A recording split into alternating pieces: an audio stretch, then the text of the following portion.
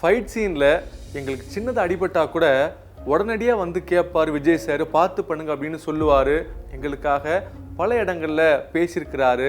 சாகிற வரைக்கும் நான் அவரை மறக்க மாட்டேன் அப்படின்னு பேசியிருக்கிறாரு சமீபமாக மறைந்த கோதண்டராமன் அவர்கள். எல்லாருக்குமே தெரியும், கோதண்டராமன் அவர்கள் ஒரு ஃபைட் மாஸ்டரா பல படங்களில் ஒர்க் பண்ணியிருக்கிறாரு. குறிப்பாக சொன்ன அப்படின்னா சில படங்களில் நடிச்சிருக்கிறாரு. அவருடைய ஒரு பழைய காணொளி ரீசெண்டாக ட்ரெண்ட் ஆகிட்டு இருக்கு. அதில் பல விஷயங்கள் ஷேர் பண்ணிக்கிட்டு இருக்கிறாரு. ஃபர்ஸ்ட் அவரை பற்றி சொல்லணும் அப்படின்னா ஒரு ஃபைட் அசிஸ்டண்ட்டாக தான் சினிமாவுக்குள்ளே வர்றாரு. அவருடைய முதல் படமே ஹிந்தியில் தான் ஸ்டார்ட் பண்ணுறாரு. அங்கேருந்து தெலுங்கு, கன்னடா அப்படின்னு பல்வேறு மொழிகளில் ஏகப்பட்ட படங்களில் வேலை செஞ்சுருக்கிறாரு. அதுக்கப்புறமா சில படங்களில் சின்ன சின்ன சீனில் நடிகராகவும் நடிச்சிருக்கிறாரு.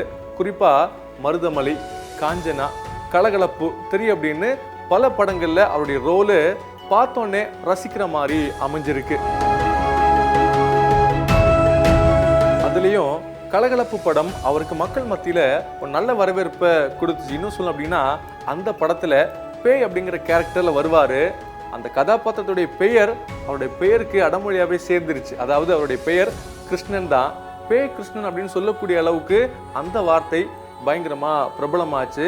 அவருடைய திரைப்பயணத்தில் பல விஷயங்களை பார்த்துருக்கிறாரு. அது குறித்து ரொம்ப வெளிப்படையாக பேசியிருந்தாரு அவர். அதில் பல நடிகர்களை பற்றி பேசினா கூட விஜய் அவர்களை பற்றி பேசும்போது ரொம்ப எமோஷ்னலாக பேசியிருந்தார். ஏன்னா அவரோட சேர்ந்து நிறைய படங்களை ஒர்க் பண்ணியிருக்கிறாரு. குறிப்பாக பிரியமுடன், ஷாஜஹான், போக்கிரி, சச்சின், தெரியும் அப்படின்னு நிறைய படத்தில் ஒர்க் பண்ணியிருக்கிறாரு. அந்த இடத்துல அவர் எப்படி பிஹேவ் பண்ணுவார் அப்படின்லாம் பேசும்போது அது மிகப்பெரிய ஆச்சரியமாக தான் இருந்துச்சு. ஏன்னா ஷூட்டிங் ஸ்பாட்டில் தவறுதலாக ஃபைட் சீனில் சின்னதாக அடிபட்டா கூட உடனடியாக என்னாச்சு அப்படின்னு கேட்பாராம். பார்த்து நடத்துக்கோங்க அப்படின்னு கண்டிப்பாக சொல்வார் அப்படின்னு சொல்லியிருக்கிறார். இன்னொன்று, நிறைய பேர் பார்ப்பாங்க அப்படியே போயிடுவாங்க, ஆனால் எப்போவுமே விஜய் சார் அக்கறையாக பேசுவார் அப்படின்னு சொல்லியிருக்கிறாரு. அது மட்டும் இல்லாமல் ஃபைட்டர்ஸ் யூனியனுக்காக விஜய் சார் ஒரு மேடையில் பேசினார். அந்த மாதிரி நிறைய பேர் எங்களுக்காக பேசினதில்லை அப்படின்னு பேசியிருக்கிறாரு. இதெல்லாம் தாண்டி அவரை நாங்கள் கூப்பிட்டு வச்சு பெருமைப்படுத்தினோம். அது எங்களுக்கு பெரிய கௌரவமாக நாங்கள் பார்க்குறோம். நான் சாகிற வரைக்கும் அவரை மறக்க மாட்டேன் அப்படின்னு சொல்லியிருக்கிறாரு கோதண்டராமன் அவர்கள்.